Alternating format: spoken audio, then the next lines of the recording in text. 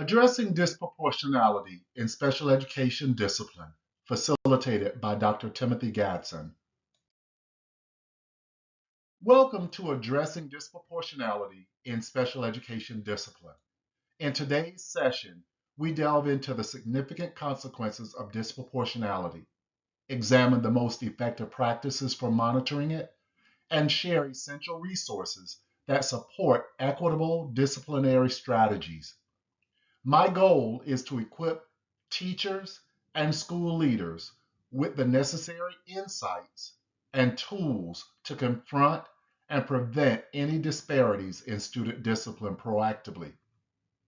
By the end of our time together, you'll be better prepared to ensure fairness and equality are at the heart of your educational practices.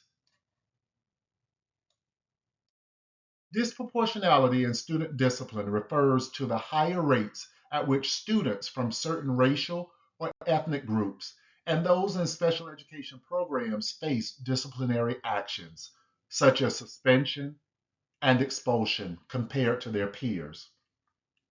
This inequality impacts academic achievement negatively and increases the likelihood of these students becoming involved in the criminal justice system, thereby widening achievement gaps and perpetuating systemic inequalities within the educational framework.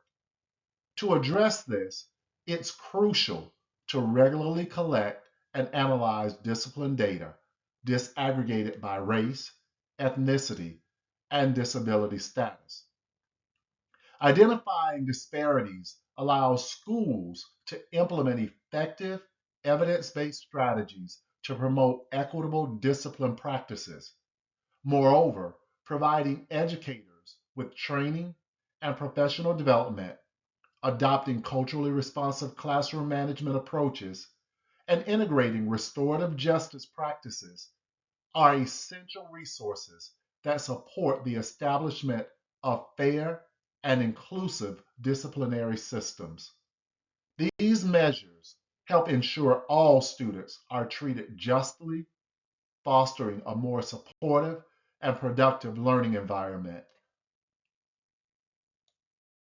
Disproportionality in student discipline, especially within special education, casts a long shadow touching every aspect of affected students' lives. When certain students are disciplined more harshly or frequently than their peers, the repercussions extend beyond the classroom. These students, often from marginalized groups, tend to show lower academic achievement and higher dropout rates, a clear indicator of the academic impact of such disparities. But the effects are not just academic. The emotional toll is significant, with many experiencing heightened anxiety, depression, and a profound sense of alienation. These challenges can follow them beyond their school years, narrowing their future opportunities and limiting their potential for higher education and career advancement. Furthermore, increased disciplinary actions correlate with a higher likelihood of these students entering the criminal justice system, a pathway known as the school to prison pipeline. This not only perpetuates educational inequalities, but also erodes trust among students, families, and the wider community, as the fairness and effectiveness of the educational system are called into question. Financial implications are also a concern. Schools noted for high discipline rates may face cuts in state or federal support and might incur increased legal costs from disciplinary disputes. This complex web of consequences highlights the urgent need for schools to adopt equitable discipline practices that genuinely support all students. When it comes to discipline, understanding and adhering to legal frameworks is not just important, it's essential. Laws like the Individuals with Disabilities Education Act, or IDEA, and the Every Student Succeeds Act, or ESSA, set the stage for how disciplinary actions should be handled, particularly for students with disabilities. IDEA requires that such measures provide for a free, appropriate public education, or FAPE, and respect the least restrictive environment, or LRE, principle, ensuring that students with disabilities continue to receive quality education even in disciplinary scenarios. Similarly, ESSA emphasizes that all students, including those with disabilities, deserve a high quality education and urges states to reduce the occurrence of disciplinary actions that exclude students from classrooms. Adhering to these laws not only supports equitable educational opportunities, but also safeguards students' rights. Every student, regardless of race, disability, or background, must be subjected to disciplinary measures fairly and equally. This includes respecting their right to due process, ensuring students and their families are informed of specific charges, can present their case, and have the ability to appeal disciplinary decisions. By ensuring fair and equal treatment in disciplinary measures, we uphold the principles of justice and equality, fostering a safe and inclusive learning environment for all students.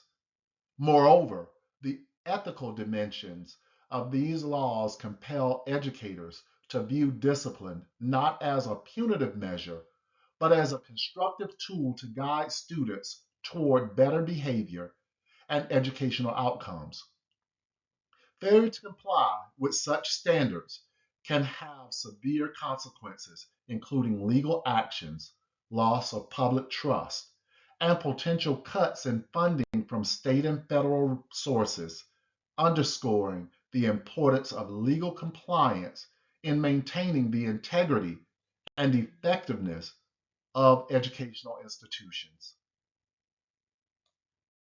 Effective monitoring of disciplinary practices is vital for ensuring equity within our schools. By conducting regular, systematic reviews of disciplinary data categorized by race, ethnicity, and disability status, schools can ensure all students receive fair treatment. This data and reporting transparency fosters trust and accountability within the school community. Identifying trends of disproportionality is crucial. By analyzing the data, schools can detect if certain student groups are disciplined more frequently than their peers and investigate the underlying causes.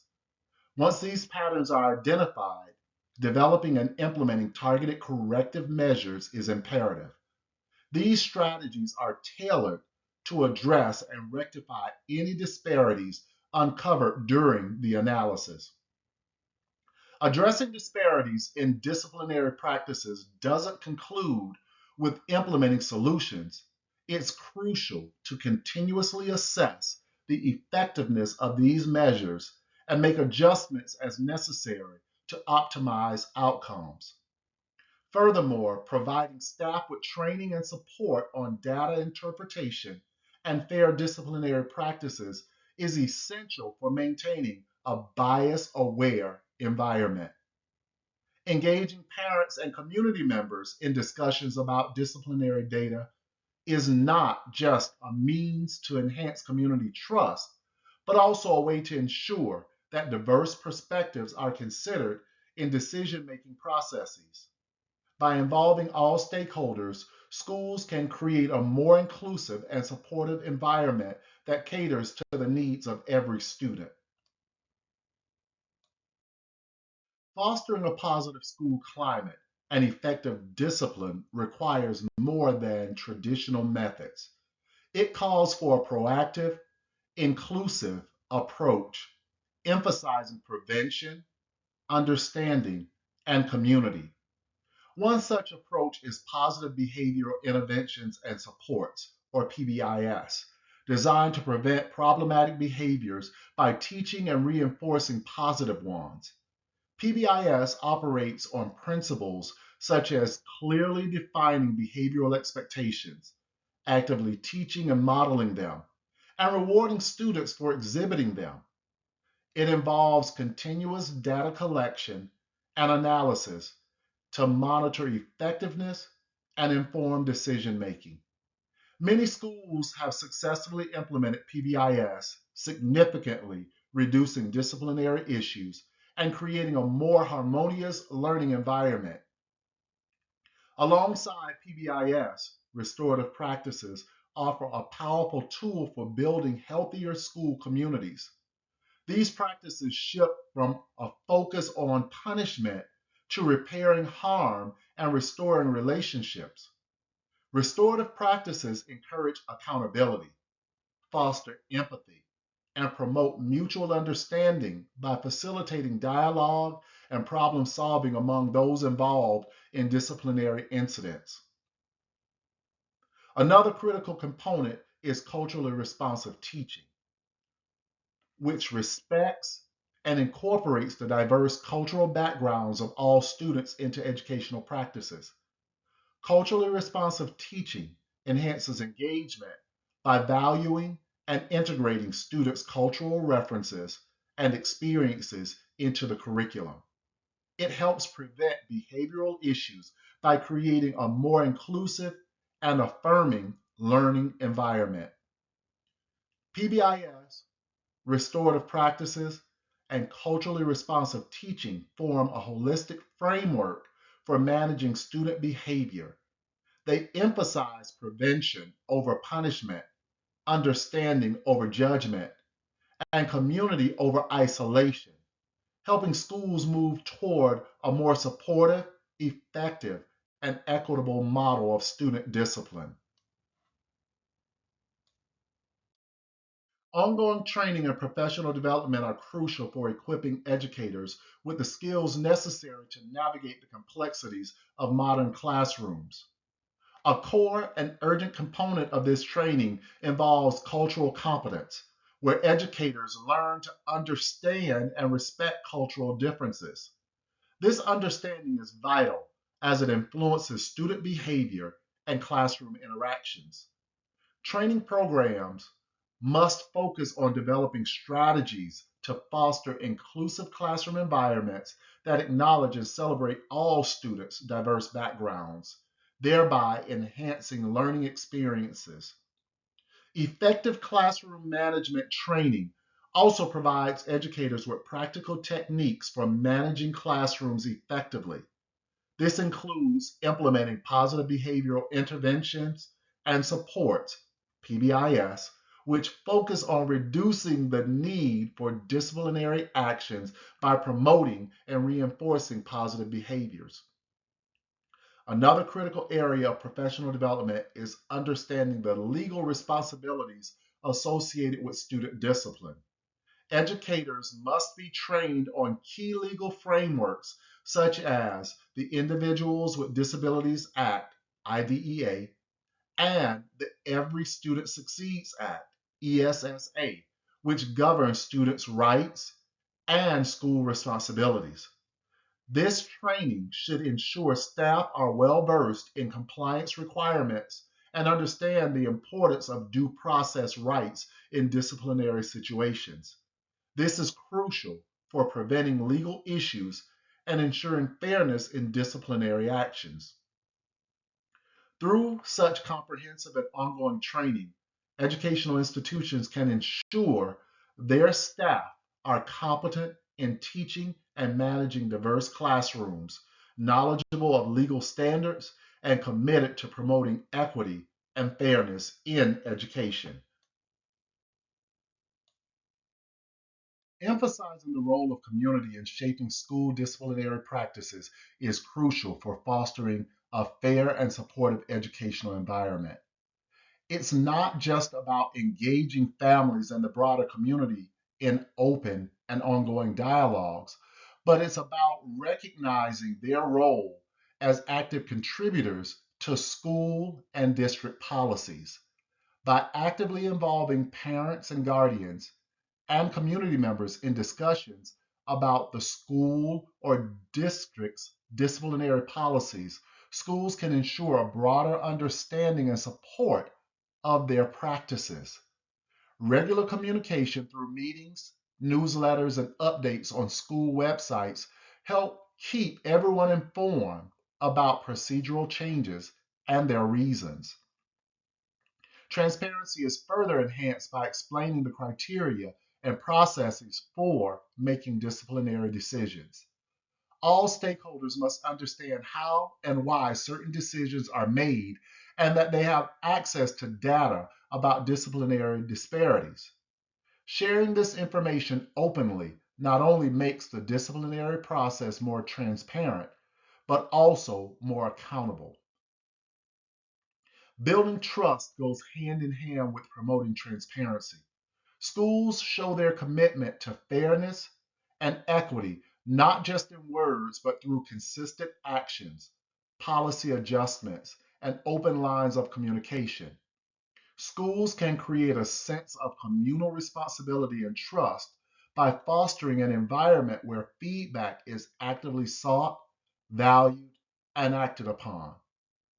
Moreover, addressing issues like disproportionality and discipline requires a collaborative approach. Schools should work closely with families and community organizations to develop effective strategies for reducing disparities. Forming advisory groups that include diverse community representatives can also play a crucial role in policy formation and reform, ensuring multiple perspectives are considered in the decision making process.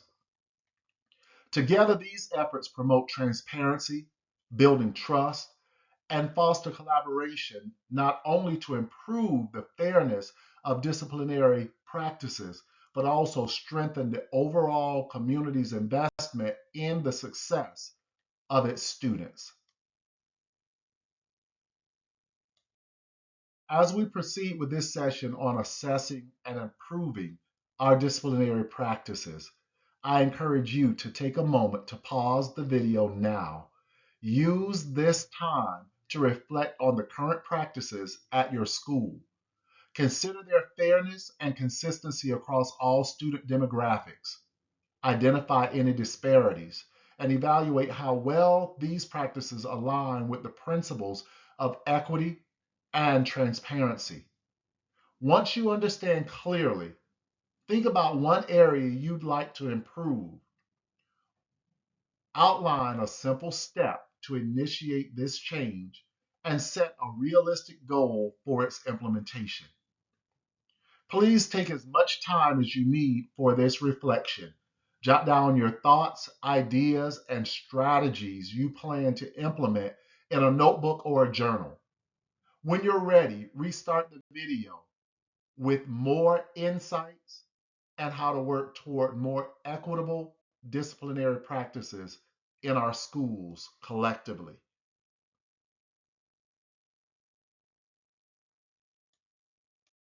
As we conclude our session, let's recap the essential steps and strategies we've discussed to combat disproportionality in school discipline, which significantly impacts students' academic and emotional well being.